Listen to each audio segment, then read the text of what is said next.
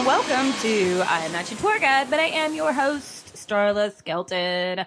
We have a repeat guest today that I am super excited to talk to. So for any of you listeners who listened to the episode entitled My Boyfriend Won't Talk to Me on This Temple, that is where I had the chance to really talk to my sister-in-law.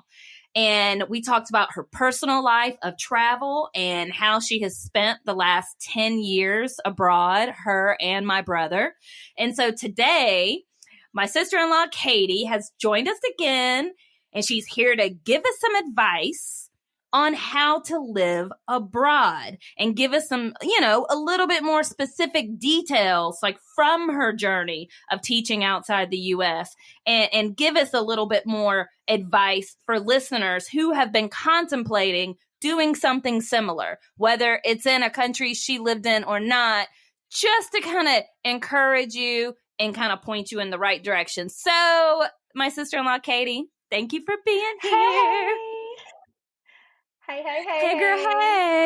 I'm so happy to be back. I'm so happy you're back. I mean, you're kind of fun to talk to. And a lot of people reached out to me, and apparently they loved you. I am flattered. So that should make you feel You good. can totally be making that up, but I'll take it any day. I was about to say I don't know if I would make something up to make you feel well. You definitely would, and I love you for it. Yeah, you're right. I probably would. But I am excited because so many people, think about it in general. How many people in your life come up to you and say, like, how did you do that? Is that a normal question? So normal. Yeah, it is. I mean, for me, it's normal to like already know the answer to that. And I guess you're right. For other people, it's not normal to know people that have lived abroad and worked abroad that are American or for the last decade of their life. So we get asked that a lot. Just to kind of start out, you, for people who didn't listen to your previous podcast, you have traveled all over the world and, you've dedicated long periods of time specifically to two places in general. And one of them being Taipei, Taiwan, and the other one being Casablanca, Morocco. So kind of give the listeners a little bit of background, like how long did you live in each place? So we moved to Taipei, Taiwan. And it was funny because when we did move there, everyone thought we were going to Thailand. And I think they were very disappointed when they learned that it wasn't Thailand. They were like, oh, the place like, we're like, no, not Thailand, Taiwan. They're like, where's that? So it was Taiwan. Yeah.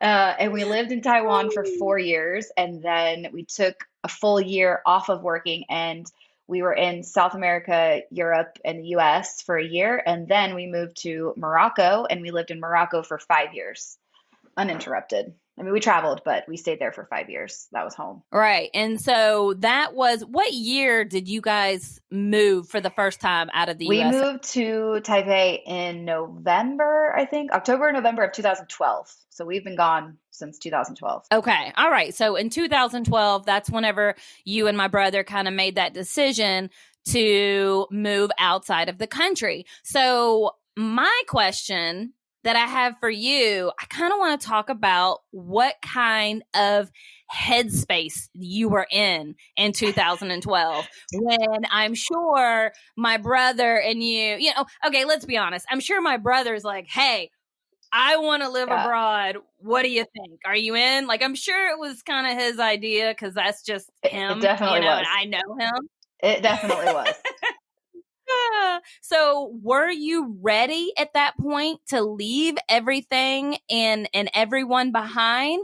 Or tell me about, like, what was your headspace? Excited? Nervous? Tell us your emotions. I think all of it. So, it kind of happened fast. So we, okay, for anyone listening, we lived with you before we left for Taiwan. And while we were living with you, that summer before, we left for, I think it was like 3 months, and we were in Greece and Turkey. And so while we were traveling is when we kind of like solidified, like, this is what our next step is going to be. This is what we really want to do. And so while we were traveling, we would take stints like days and we would just look online and try to send out our resumes and, make our resumes because we didn't have any experience at that point. And so, we had this big, long, awesome trip to Greece and Turkey. It was such an amazing trip. And so I think that leaving to go to Taipei kind of like snowballed off of that trip. So, like, when you kind of get home from a trip, a lot of times you're on that high, like, man, that was so fun. That was so exciting. I'm back and I cannot wait to go back again. Right. So we got back and we Mm-hmm. weren't home but a month, maybe two. And then we left for Taipei. So I think at that point, I don't think I was so much nervous because I was just so excited and just like still like thriving off that energy I had from our previous trip. And it was like, Mm-hmm. wow, we're going somewhere I've never experienced Asian culture, but I really want to. And so, man, we were like eyes open. We were so excited to get there. And like, yeah, I think we were sad to leave family a bit, but I mean, like we had been in college Yeah. years before, so it wasn't like new. Like we had been away from our family for a while. Like we weren't living with them Mm-hmm. or anything. So of course it's always sad to leave your family because you love them. And I'm really close with my sisters and you, but it was still like, okay, like this is an awesome adventure. We can't pass this up. Like this is what we want to do. And so we were super excited. I think once we got there, a little bit nervous because just like really overwhelming, but not in like necessarily a scared way, like an excited nervous. Like there's so much to take in. There's so much we want to do, so much we want to see. So it was really like an exciting time. I would say that was probably some of the most excited I've ever been for anything before was Yeah. moving there for the first time. Yeah. Do you like whenever you expressed your emotions to my brother before you left? Um, did you let him know you were a little bit nervous, or was he so excited it just kind of made you excited I as think we were well? both excited. I don't think I was that nervous. Like I wasn't like hesitant or like questioning it. It was more just like, Okay. oh, well, how many bags can I bring? And, like where are we going to live? Like those are my nerves. Like, are we going to have a nice apartment? Are we going to live, like more so those things versus like, I don't want to go. I really wanted to go, but I was like, I am the planner. And so Ryan wants to get there and just like, oh, like, let's figure it out when we get there. I'm like, okay, let's make a plan. Like, where are we going to live? Where are we going to stay? And so thankfully, when we Yeah. did move to Taipei, the school that hired us put us up in a hotel for like, I think it was a week or two while they helped us find an Okay. apartment. And so that Mm-hmm. was kind of a nice little interim. So we didn't necessarily have to worry about it. But when we got there was people Mm-hmm. that walked us around and we found an apartment. But like, that's where my head was. Like, I was nervous about where we were going to live and how it was going to be. And he was not at all. He didn't care. He was like, we can live in a shoebox and we'll be fine. Y'all definitely have a good balance going on because his excitement is fun, but you do Right. need somebody who's like, hey, like, let's make a plan when it comes to your everyday life and how you're going to provide for yourself, 100%. your basic necessities, Yes. I mean, that's something that I think is pretty okay to I plan, may right? stretch it a little farther than that from time to time, and that might get on his nerves, but that's just me. I am very type A, so. So I was thinking this whenever I was kind of conjuring up these questions. And, when people come up to you and want to know about it, I'm sure you've heard this before, and I've even heard it before. And if you say that you went somewhere, somebody, instead of saying, oh, that sounds great, or, oh, how was it? They'll say something like, ugh, must be nice. And I truly believe that comes from a place of not knowing, and it's just etiquette in general. But how many people that do think about living abroad or going abroad, like actually sit down and make a plan for it? So my question to you is, whenever y'all did kind of, make that life decision to move abroad, what are some of the basic steps that you took in finding a job? Because obviously that's a Right. requirement. I mean, unless you're a trust fund baby, which I don't know any No. trust fund babies, but it just, but just kind of like if anybody's thinking about doing this, what are some steps that could like help them or steer them in the right Yeah. direction? So, I mean, when we started, we just like hustled online. Like that was the biggest thing because at that time, 10 years ago, there weren't as many recruiting websites as there are today. Because today you could go online and pay a company to help you find a job and send out your resume, and that they would like, they do a lot of the work for you versus when we were doing Right. it, there really wasn't, there might have been, but if there was, I didn't know about it. So neither of us had really any, no, neither of us had any teaching experience. I had like student teaching experience from college because that's what I majored in. So I had a Right. little bit under my belt, but Ryan had none. And so what we did was we just looked online. We just sent our resume out. Like we built up our bartending experience and our server experience and, kind of translated those skills into what skills teachers need, which they are pretty transferable. So we made our resumes look really good. We also in Asia, a Yeah. lot of times they make you or they ask you to create videos about yourself. So we created really personable videos about ourselves and who we are and what we like and what we're passionate about. So that kind of helped like schools see us and our personality and put a face to our name. So I think that that helped a lot as well. So we Did you do that individually or like together? individually. So like we would apply individually, but like also state when we were applying, like, hey, I am applying individually, but I'm also applying with my partner who is this is my partner. So they knew that when they saw our resumes that we were going to be together or not. So that was that people knew Gotcha. that as well. But we also narrowed down where we wanted to go. So we picked a couple cities because the world obviously is huge and you don't have time to send your resume to every school in every city. So we knew we wanted to go to Asia because we didn't have experience and that's a great place to start. And we knew that. So we picked a couple cities. I think we picked Seoul and Tokyo and Taipei. We might have picked somewhere in Southeast Asia. I can't remember, but we narrowed it down to like a handful of cities. And then we sent our Mm-hmm. resumes and our videos to schools in those cities. And so that helped a lot because, there's only so many schools in those cities. So it was a lot easier. And then we were more likely to hear back from those places. So we narrowed down where we wanted to go. We fixed up our resume, sent in videos. And then we kind of made sure, like, because we didn't have experience, we didn't have teaching licenses at that time. A lot of schools won't hire you without it. Like proper American international schools, you need to be a certified teacher. You need to have the background. You need to have the license. And I had the background ish, but I didn't have the license. Ryan didn't have the background. So a lot of schools in Asia will hire you without that. And so we also knew that. So we knew that was a good starting place for us. So that's kind of why we focused on that.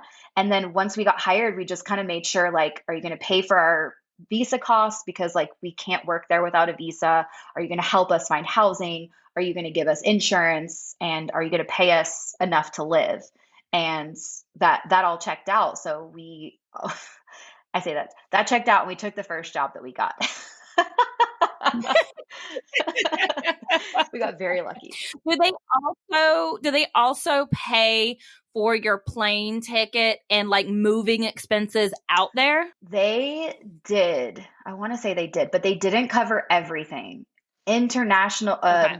more like accredited American international schools will cover all of your costs usually, plus give you like a stipend for moving. It's usually not much. But Mhm. this school, I think they paid for part of it. I want to say they didn't cover everything, but they did give us some money towards it. Okay. Yeah. Okay. So if you get out there, like if they gave you money towards it and you get out there, and I'm sure this happens, like 6 months in, somebody says, hey, this life is not for me. I wonder, do they get their money? Do they have to reimburse them?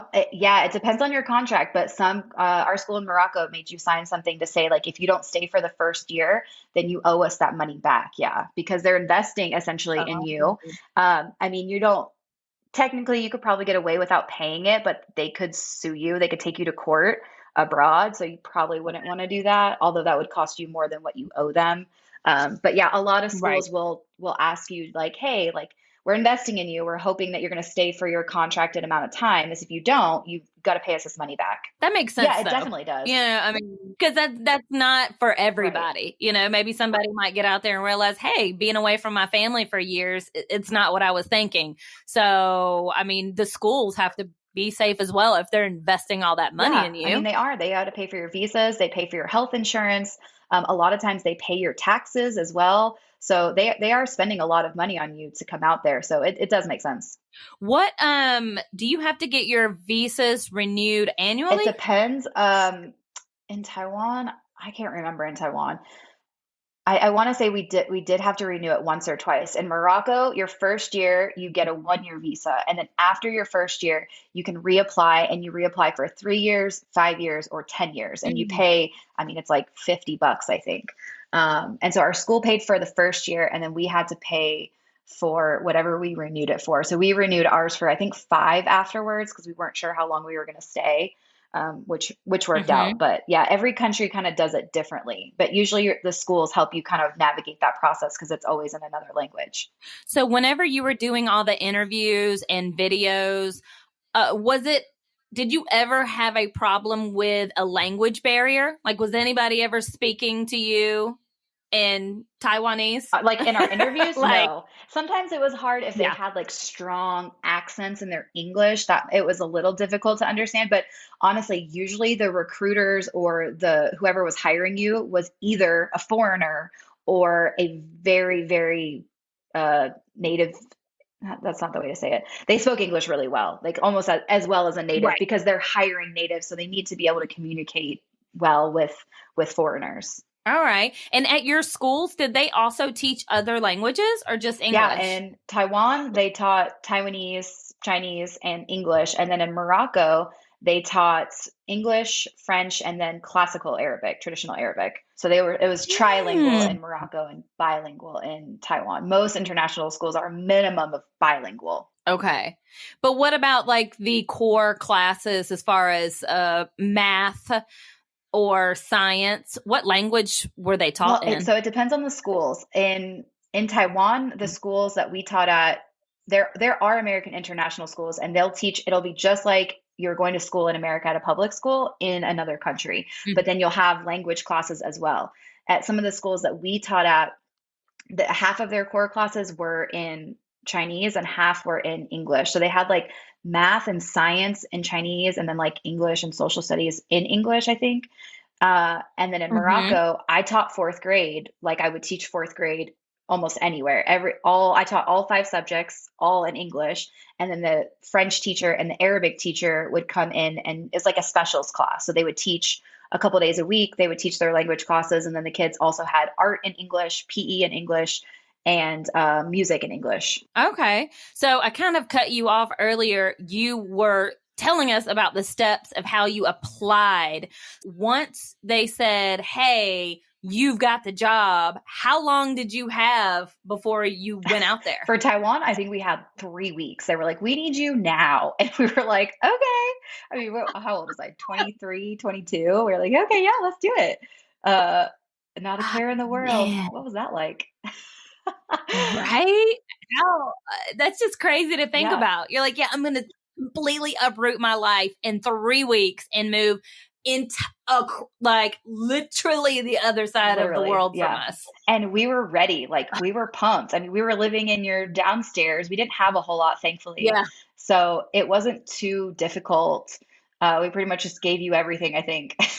I still have some shelves and stuff that I think y'all just left whenever y'all left. You probably wouldn't even remember No, them probably now. not. I mean, but it worked out, right? Because like we didn't need anything and we didn't come back for 10 years. So obviously it would have just been wasted in a storage space somewhere. So it was super easy to leave. But yeah, they did different that school we originally got hired at did trainings all throughout the year. And they had so many Okay. branches throughout the whole country. And so they hired a lot. Our training group, I think, had 50 people in it, which was a lot. And so which was it worked out really well for us because we met 50 people instantly, which who we became friends with. So that was, I think, my favorite part is like we didn't go there and like, yeah, sure, we didn't know anybody, but the day we got there, we were in a hotel with only foreigners in training groups and going on excursions with only like not that we only wanted to be friends with foreigners, but those were the people that we met right away.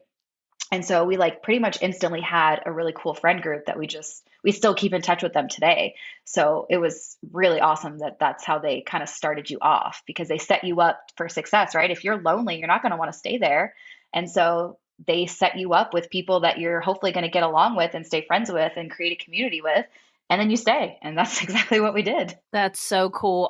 Man. So what was the training process like? Like, how long did it last? Training, I think it was like 2 or 3 weeks when we were in Taiwan. It lasted a while. Theirs was really fun. They like created their own curriculum.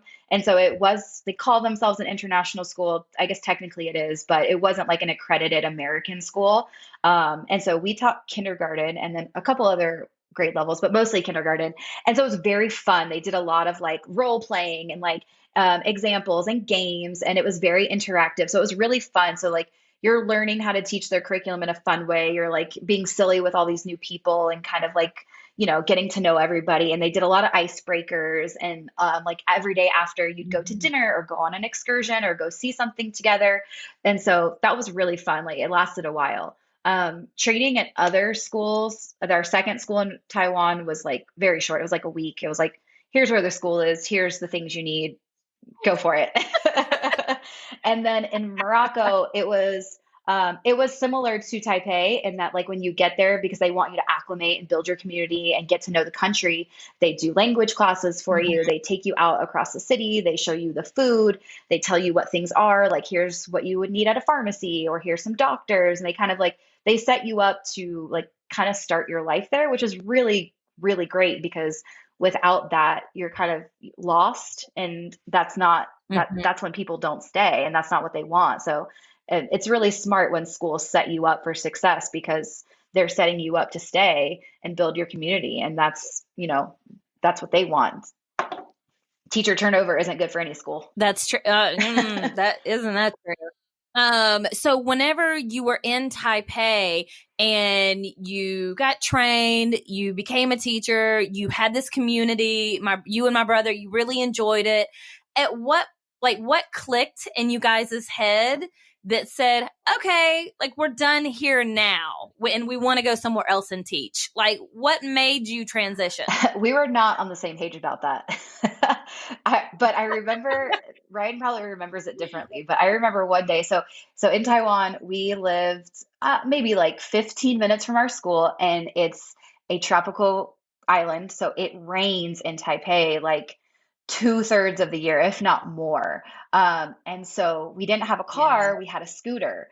And so we would ride our scooters to school every day, and it rains again a lot. And so we had these just like giant rain suits and helmets we had to wear, and traffic is awful, and you're just weaving in and out. So, anyways, I remember this is what I remember. I remember one day just being like pouring rain, like buckets. Like I got wet under my rain suit.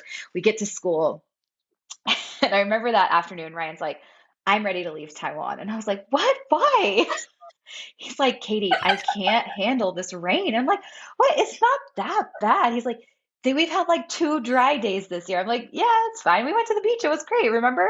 He was like, yeah, it's great. But like, I'm done with the rain. And I remember not feeling done, because we had such a great community. We were always like hiking, going to the beach, traveling. Tickets were so cheap from Taipei for like everywhere in Asia. Like I loved it. But I remember being like, Yeah. okay, that was the same year. Our last year in Taiwan, we got married. And so we were like, okay, maybe it's time after we get married to move on and try somewhere new.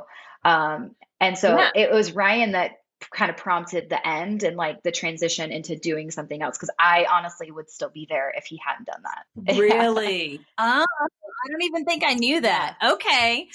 So it was him that was like, nah, it's time to go. And I don't know. I've had friends that have gone back since, or that are still there, and I've heard like maybe you have rose-colored glasses. Like maybe if you went back now, you wouldn't feel the same. And that's probably true, because I'm a different person and I'm in a different phase of my life now. But at that time, I was so happy there that I know I would have stayed and still been happy there. Well, I'm sure it's on your list to take your daughters back there one Definitely, day, right? 100%. But Luna can only eat white rice, so we might not go. Your daughter, yeah, she has a very limited Yes, diet, so that a would be challenge. rough. That would be a challenge for sure. So whenever you transitioned to Morocco, did you do the same thing, like just start putting out your resume, or did you know somebody in So Morocco? we got really lucky. So we left Taiwan in 2016, I think. And 2016 to Uh-huh. 2017, we call it our honeymoon, our year-long honeymoon or honeymoon something. Anyways, we took a year off to call it our honeymoon. And we just traveled. And so Mm-hmm. while we were traveling, we kind of gave ourselves a few months where we were like, we're not going to think about work yet. We're just going to enjoy our trip. And then halfway through the year, we were like, okay, we should probably start looking at where we want to get hired because schools are hiring. And we had some friends that we became really good friends with in Taiwan that had moved to Morocco. And we were just video chatting with them one day. And they were like, yeah, our school's hiring. You guys should apply. And we like laughed. We're like, oh, okay, yeah, they would never hire us. And they're like, well, just shoot your resumes. We'll put in a good word for you. So we're like, okay. And we were kind of looking at South America at that point, like that's where we were. And so we were like, well, this would be a really cool place to be. We both really want to learn Spanish, and we could totally see ourselves living here. But we applied to their school in Morocco, and we got emails back like pretty quickly. Little did we know at the time they were like desperate for teachers. We didn't know that. We were like, oh my gosh, like they must, wow, why don't know, why do they want us? Like we're not anything special, like, I don't know. We didn't think about it at the time, I guess. And so we got emails and Let me interrupt you. Y'all are both phenomenal teachers. Let me just throw that out there for anybody who has never seen either one of you in action. Y'all are amazing. thank So you. I'm just gonna go ahead and give my biased opinion that y'all definitely were worth We're hiring. pretty Go good. We're ahead. pretty good. But at that time, we were still new. Like we weren't super experienced. So I think we were kind of just like, why us? Like you're a big international school. Why do you want to hire us? But thank you. So we interviewed with them, and I remember after the interview we were really excited, and they're like, okay, we're going to send you some information about us and like the package that we're offering. And I remember getting the package, and I looked at Ryan and I was like, I don't know if we can do this. And he was like, why? And I was like, well, maybe I calculated it wrong. And he was like, what do you mean? And I told him what the salary was, and he was like, no way, like maybe you typed in the wrong currency. It was like so low. And he was like, we can't live off that. I was like, $1,200 a month for each of us. And I was Ooh. like, I don't know, like, babe, we can't afford to do that. Like, we're not going to make any money. And because like what Yeah. they do is they sent us a list, like this is an average month for a foreigner. And it's like, you almost owe money living there. We're like, we can't do that.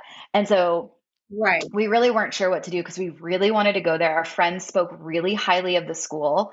And before we had even gotten these jobs, we had booked tickets to Morocco from South America to go visit them. And so we kind of were like, all right, let's get there and see, and then we'll kind of play it by ear. So we got there and we met everybody, and we were kind of like, you know what, this place, like, this really good vibe. There's some really cool people here. Like, let's just do it. If our friends are there, they have two kids already, we can do it too. We'll live frugally, and we will travel cheaply, whatever. And so while we were there, they're like, cool, here's your contracts. Actually, two of our teachers just left. Would you guys want to stay here and be substitute teachers for a month? And we were like, are you serious? And they're like, yeah, we actually really need some substitutes right now. Like two teachers had just, like, a family had just up and left. They didn't want to stay, and they left. Like it was like really weird timing. And so our friends were Yeah. like, yeah, you can stay with us. We're like, all right, well, I guess we're going to stay. So we stayed and lived with our friends for, I think it was 4 weeks. And we substitute taught there for a month. And they paid us for a month. We were like, well, this is cool. We can keep traveling now. And Yeah. so then we signed our contracts while we were there, and then left to keep traveling, and then went back to work that following August. Wow. So was it a lot harder to manage your money in Morocco, or to budget your money in Morocco, than it was in Yeah, Taipei? we didn't make a lot of money in Taipei, but for the record, I am not shy about sharing finance things, and I'm not proud of how unstable we've been in the past, but I am proud of our travels and like what we've done with our life. So no, we don't have the biggest 401k, and no, we don't have a lot to show for how long we've worked, but we do in other ways. And so I don't know. So people are always weird about sharing how much money they make, and I think that's a taboo that I really don't like. I think that's what stigmatizes things and makes I don't. Anyways, I was a big advocate at our school for sharing salaries because we kind of learned that they were paying people different amounts of money, and it wasn't equitable. So, anyways, all that to say, I'm happy to share on this podcast how little that we made working abroad. In Taiwan, I think we made like $2,500 a month, maybe closer to 3,000 each. Yeah. And at the time, like for us, that was a lot. We had just graduated and we were traveling. But rent was also higher. I think we paid $1,200 to $1,500 a month for our apartments in the city. So it was higher. Get a lot less space for your money. In Morocco, Mm-hmm. a lot of things were cheaper. So it was easier to budget, but like Western comforts Mm-hmm. were more expensive. So like alcohol was more expensive. If you wanted to go to Western restaurants, they were more expensive. Shopping at Western stores, of course, is more expensive. So you kind of just have to adjust. And it was easy because like we're vegetarian. So produce in Morocco is really good. So we would just go to local produce markets and buy all of our groceries and then go to the big grocery store for other things, but it was easier to shop locally. Um, and it's Mm-hmm. super cheap to travel throughout Morocco. So we kind of focused on that at first. And then after we were there for, I think, 2 years, we got a raise and we started Mm-hmm. making, I don't even know, maybe 15 to $1,800 a month. By the time we left, we were making just over $2,000 a month. So it still wasn't a lot. Like we weren't making a lot. Our school paid for our Right. insurance. We paid local taxes, but we didn't pay foreign taxes. And every year they would give you a flight reimbursement. So they basically give you an extra $1,000 a year to go home if you wanted to. And if not, you spent it on whatever travel you wanted. So it was easy. It was Right. easier in the sense that things were cheaper. At the end, our last 3 years there, we lived in a 2-story villa a half a mile from the beach with a big green backyard and 3 bedrooms, 2 baths, like, and we only paid $800 a month for that. So, our utilities were next to nothing. Our phone bills were paid by our school. So our our overall monthly expenses were less in Morocco, but you're also making a lot less. So I mean, it's a weird balance. But Yes, doable. doable. I mean, we still ended up, I don't know how, honestly. We still ended up, I guess because of COVID a lot too, but we ended up saving some and we still traveled. But I mean, we could go to Spain for $100 round trip, or, we could go anywhere that Mm. was close to us, direct flight, really cheap. And although Europe isn't the cheapest, you can do it cheaply if you try. So we did. Yes. Oh man, that's awesome. So overall, when it comes to living and working abroad for people that, are thinking about it, whether it's in Morocco and Taipei or anywhere outside the USA, what would your advice be? What would any tidbits be that you'd say, hey, do this, it will make your life easier, or don't do this, it'll make your life easier? Honestly, if you're thinking about moving abroad, I mean, just do it. It's so hard to pull the trigger, I think, depending on what stage of your life you're in. But my advice as a type A person would be to research as much as you can. Not as much as you can, but like do your homework because you kind of want to know where you're going. If you're going to pack up your life to go somewhere, don't really want to go somewhere you might not be happy. Like if you don't like Asian food, it's probably not your best move to go to Asia, even though they have some of the best food in the world. But you know what I mean? Like Right. if you Yeah. don't like crowds of people, maybe don't go to India. Like I would say Right. find what you like and what interests you and then try to find a place that can appeal to that. And then like there's never going to be a better time or a best time or the right time, kind of like I don't know. I always related this to like having kids. Like there's never a good time. Like you could always find an excuse as to why you don't want to do it. Like I don't have enough money saved up to go yet. Yeah. I don't work as long as I wanted to, or I have this friend. I don't know. Like there's always something you could blame not doing something on. And I would say it's hard to let go of that, but if you can do that, just do it. You will never regret it. And the cool thing is you can always come back. Like it's never, you know what I mean? It's not permanent. You don't have to stay Yeah. there forever. Like try it. If you don't like it, come back. That's definitely good advice. And while, you were living in Taipei, Morocco, did you ever, like you just said, you could always come back. I'm sure there were moments for you that it was a low moment or you were lonely. So during your time there, is there a moment that sticks out that you were at your loneliest? Um, honestly, this is gonna sound weird. I honestly feel lonelier here than I did abroad, and that's gonna sound bad, and I'm going to elaborate a little bit because we are back in the United States and we are near our family for the first time in 10 years, and I absolutely love it. I really, really love it. Um, but I don't have that like close physically and emotionally community that I've been used to, I guess, for so long. So like abroad, you really live close to everybody. And like culturally, most people do. So you don't have to make plans a week or a month in advance. You just kind of like, hey, you want to go to the park? Let's go to the park. You want to go to the bar? Let's go to the bar. You want to go to the restaurant? You want to go eat? Like, let's just do it. Or you like literally live close to Yeah. people. In Morocco, we had every night of the week. I'm not joking. We would do dinner with a different friend every night of the week, even with kids, because we wanted to see our friends. We wanted to do something and we didn't want to be restricted by not just our kids, but like, I don't know, anything. We wanted to see our friends. We wanted to play games. We like cooking together. And so it's like always a reason to hang out. And here, it's like a whole thing to do anything. Like you want to do a family gathering, it's a whole thing. You want to do a friend gathering, it's a whole thing. Like there's a plan. It's not very spontaneous, I guess. And I like to plan things, but it makes it kind of lonely in the sense that like, oh, I can't just like walk down the street or drive 2 minutes and go over to my friend's house and play a game or cook dinner with them because nobody lives close here. So Yeah. I never really felt lonely abroad, to be honest. Like we could email and now video chat with all of our family and friends, and so we did that frequently. So like we always still felt like we were communicating with people back here, or at least I did. I can't speak for Ryan because he probably didn't do that as much as I did. He was always in, It would depend on the yeah. month. Sometimes I'd hear from him like twice in a week, and I'm like, what? He must mess me up. Yeah. Yeah, that was a rarity though. Yeah.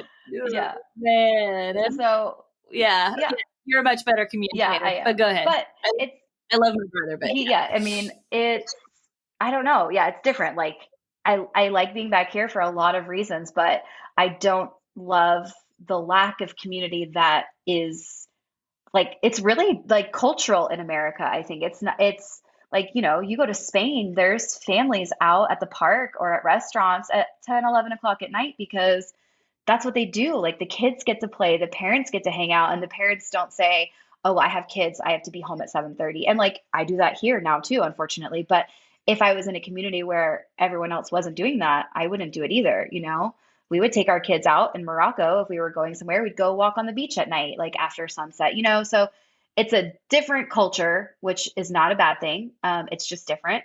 But I do think that it does create a sense of isolation for I guess mostly parents, and not even just parents, but everyone is so far away. So it does make it hard. But yeah, when you're abroad, you don't have that. Everyone's so close. Like your friends become your family and you see them so frequently that you're not ever really lonely. Um, I'd Mhm. say if I had to pick a lonelier time, it was probably during COVID because that's when I had Luna. So having my first child, gave birth by myself, and then Ryan and I are like, they're like, hey, here's this human, keep it alive. And we're home Right. by ourselves, no family or friend support because of COVID. Uh-huh. We're like, okay, what do we do now? So that was Mhm. hard. But again, we didn't really feel lonely because we had friends come over 2 or 3 times a day to bring us food, and they would just drop it off, and we would talk to them through our balcony window.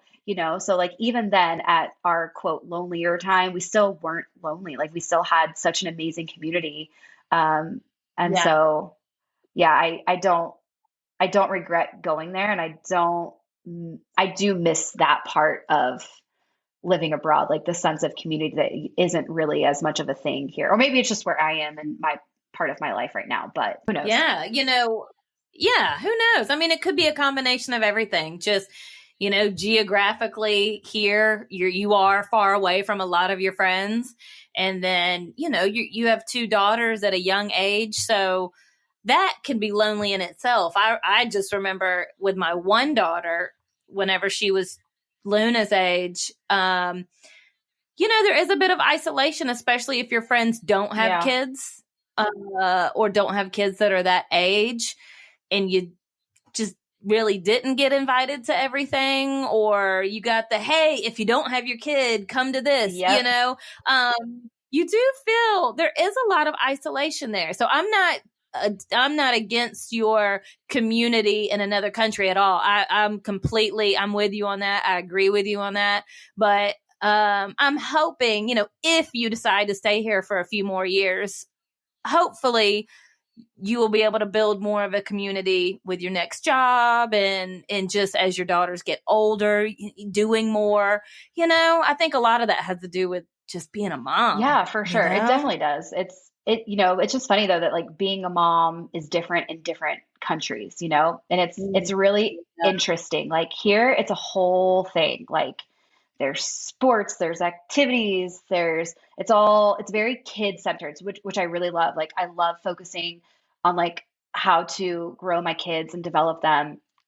But when you're Mm-hmm. abroad, it it's not as kid centered. Like things are way more kid friendly everywhere. Like, there's restaurants and Mm-hmm. parks and playgrounds. Not that there's definitely those things here, but like they stay open later and they are more accommodating in that way. And so it's like, oh, the parents want to go have a meal, so they can have a meal and the kids can play, and we can stay out until 11. So it's definitely just different. And it's funny watching like different moms be moms in different countries, because it does look different in a lot of places. And um, yeah, I've definitely found myself being a different mom here versus when I was in Morocco. And I find that very interesting. And I've only now thought about that as I'm talking to you. I was just thinking about, whenever you are a mom and you're in the zone of like the kids are on a schedule and they have school and then they have sports and then they have dinner time and then they have bath time,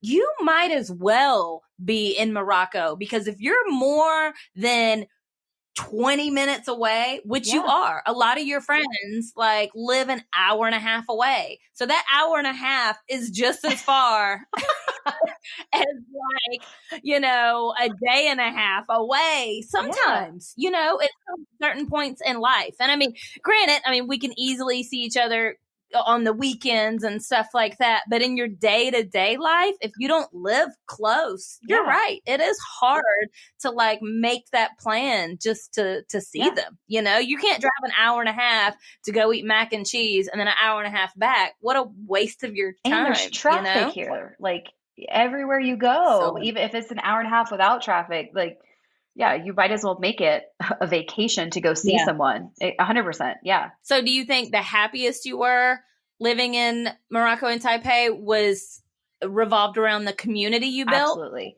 I say that like, Yeah. yeah, absolutely. We really miss people in Georgia too. But like I said, like we're here now and I'm happy. But I do think I was happier abroad for a lot of reasons, and mostly because like, yes, I'm here, but I'm not seeing everybody as much as I thought I would, I guess, now that we're back. And so I Mhm. think that's been a little hard to digest. Like we came back here to see family, and sure, we still see them more than we would if we were abroad, and we love that. But it's different than I thought it was going to be. So we're really used to seeing our friends every single night and like, okay, tonight we're going to do Thai, tomorrow we're going to do Indian, like we would theme our nights, and after the kids went to bed we would play games and our friends would help us do the dishes. And you know Mhm. it's easier if some of your friends don't have kids, because then they can come to your house when your kids are sleeping, and you can trade Yeah. off. But honestly, and it's so funny to me because we would spend the night at our friend's house all the time. It was like a thing. You spend the night with your friends, whether you have kids or you don't have kids. We would take our kids and Mhm. spend the night at our friend's house. They would come to our house with or without kids and spend the night. Here, it's so funny to me because we offer to do that with our friends because we want to spend more time with them. Like our kids go to bed at 8 o'clock. If they do that, we don't really have, and my kids still take naps. So that leaves you with what, 3 hours a day to hang out outside of traffic. And so, I Mhm. think it's funny because so many people here have extra bedrooms that they don't use. Like, why do you have this extra room? Who comes to stay with you? You don't spend the night. Your parents don't come over. You rarely have friends from out of town. Like, I just find it funny because we were always using spare rooms or anything we could put beds in, like kids' cribs in. And here, like, people have these giant houses and all these extra rooms and they don't use them. Like, what's the point? I don't know. Anyways, I'm going to agree with you on that. I mean, and not everybody. sure. Obviously, we're talking, just in general terms here. But you're right. You're right. A lot of us have really big, huge houses. And for what? We're not having we might have a big party every once in a Right. while, Yeah. twice a decade. But yeah. Yeah, no, I'm kind of seeing your side of that. Again, we're generalizing, but I'm seeing what you're saying. And I agree with you. There's got to be some lonely moments here Yeah. when you're not abroad. I mean, there's lonely moments all the Man. time, sure. Like, I can't remember them from being abroad as much as I mean, I'm feeling it now because I'm here, and so that's probably just more prevalent on my mind. And I'm sure Yeah. I felt lonely, and I definitely got homesick while being abroad, but I was like, Mhm. I could relieve that easier than I think I've been able to do it here. And I think I'm still, like, disclaimer, I'm still going through waves of culture shock of being back in America, and so I think that has a lot to do with it. So ask me this again next year, and my answer will probably be very different. But right now, Right. that's how I'm Yeah. feeling. Those are my feels. Yeah, those are your feels. In 2023, July 2023, this is how you're feeling. We'll see if we listen to this again in a couple Okay. years. So this may be a little bit too much of a hypothetical to answer, but I'm going to ask it Okay. anyways. Answer at your leisure, whatever you think. Do you think that if my brother, your husband, did not like to travel and that you two had lived on a farm in Colorado for the past 10 years and, had two girls and started a life there, do you think you would feel the same, like as fulfilled in life? Okay. Obviously, I can't answer that accurately, right? I can't. Okay. But Right. I'm going to try. Okay. I Okay. think that if we had never moved abroad and we had stayed in the United States, I would have felt the same way that I felt kind of when I graduated college before Ryan and I had made any sort of like future plans where this was like pre me traveling. And I had this like, Mm-hmm. I don't know, feeling or something in my brain that was like, you want to do something, but you don't really know what that thing is yet. But you know that what you're doing right now is not what you want to do. But I could never put Mm-hmm. my finger on that. I don't even know. I probably never even vocalized that to anybody because I wasn't really sure how to interpret those feelings and like those thoughts that I was having. I was just like, okay, Valdosta isn't the place for me. No kidding. Okay. Like I obviously am Mm-hmm. not going to stay here forever. Right. That is not something I want to do. But once I went to Honduras and Guatemala, after those trips, I was like, oh, this is what I want to do. Like this is awakening kind of like this like feeling in me that like I like adventure. And like sure, you can adventure in the United States and so many people do and I want to as well, but it was a different feeling that I had ever had before. So I think if I had never had that, I would always have this like yearning, like you're missing something, go find it, but I would have never found it, if that kind of makes sense. And then since I did find Yeah. it, you know, I know what it is, but it's not something I ever would have been Yeah. able to put my finger on if I had never traveled and been like, oh, aha, like this is it. No, like you can't know until you kind of have that epiphany while you're doing something. You're like, this is it, right? And so if I had never Mm-hmm. had that experience and never traveled, I don't think I would have ever known why my life wasn't so fulfilled feeling. Does that make sense? Mm-hmm. Yeah, oh, it Okay. totally makes sense. And that's a question that, like you said, you can't really Yeah. answer it, but it's fun to think about. It's fun to think about, what if I had been here for the last 10 years, just building my life in a different place here? I don't know. I think about that sometimes, like how my life would be different. I will say I Um, definitely think that we would be really different people if we had never traveled because yep, travel changes yep. you. But I find myself being very materialistic the longer I stay in the United States. I'm like, oh, I need that. I want that. I'm gonna buy that. Wait, Katie, you don't have any money. Why are you doing that? Ah, ah, But that's it marketing. is. It Oh gets in your God. head. But yeah, can you imagine if I Hmm. had never left? I would have to find a job that paid me an insane amount of money to Yeah. afford all the new trends that I need. I need them, Starla. Need. Uh, I need oh those linen goodness. pants. I need that Uh, one-shouldered tank top bodysuit that's black and white. yeah. Oh my God. I got clothes out of the dryer last night, and I folded 8 pair of black leggings. So, yep. I'm like, I mean, have one for every day of the week, and I'll wash it every week, and I You're don't know. I had an saving extra on pair you're somewhere there. saving money on water, so you don't have to wash your clothes all the time. Right. Oh, I definitely don't wash my That's clothes all the perfect. time. I probably should wash my clothes more.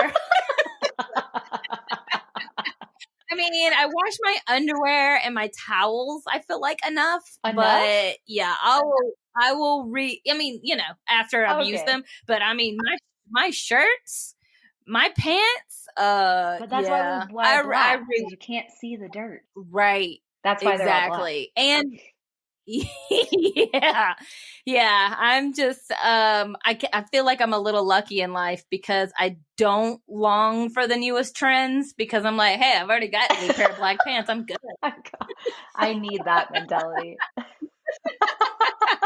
I don't know if that's a good way to live. I'm just but I do love a good Target. That is something that's very I American. have A missed good that a very, good very Target run. much.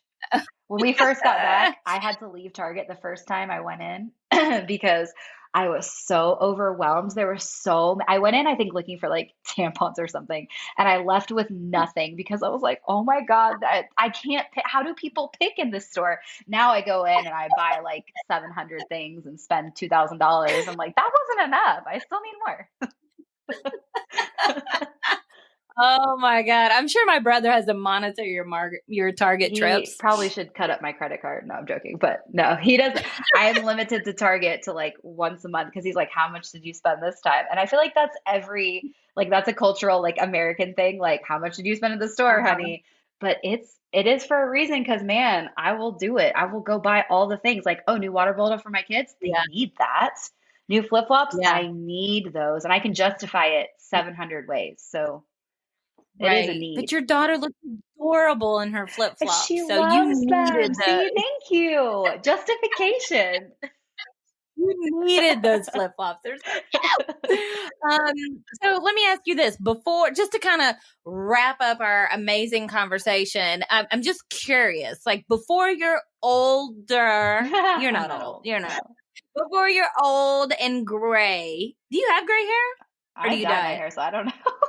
I hope not. Okay, you don't know. All right. I've got like a few. I don't have a whole lot, but I'm pretty lucky. Anyway, so before you're old and gray, if you can choose 3 cities to bring your family and live, I don't know, let's just say 2 years. 2 years each. If there's 3 cities you could go and live, where would you choose right now in Okay, I'm 2023? gonna hijack your question and I'm gonna make it Mm, I'm gonna make it countries because I okay. cannot pick 3 cities Okay. because in countries I would literally live in the 3 countries that I pick, I would live in any of Mm-hmm. the cities.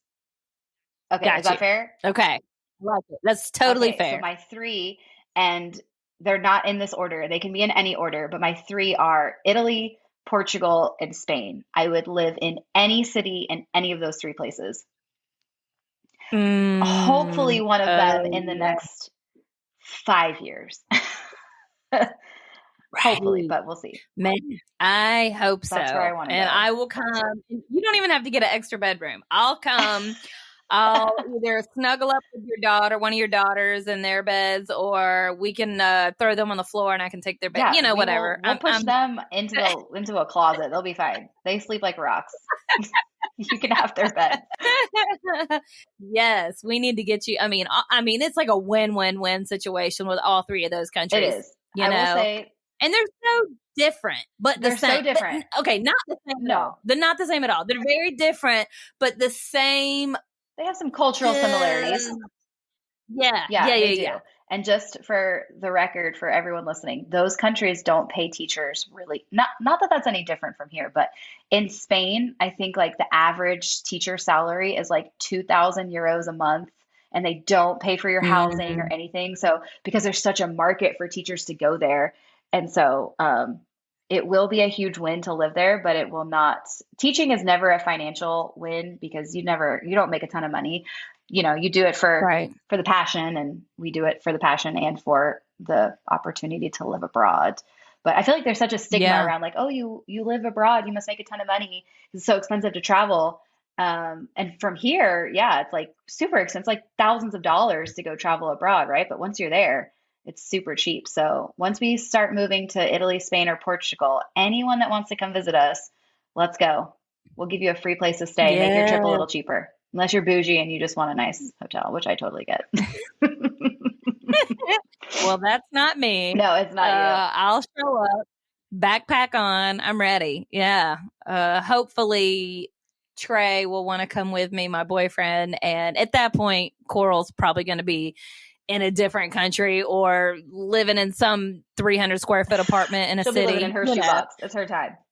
Yeah, exactly. And Trey will be flying the plane that you ride over. Man, he could do anything he wants. So you know smart. what I'm saying? He's so smart. If he want to fly planes, he can fly planes. Whatever he wants to do, he'll do. So, but yeah, this was so much fun, I love talking to you. I know we could. I know we're gonna get an. Okay, so on our next podcast with Katie, which we'll probably do before the end of the summer because she's a regular.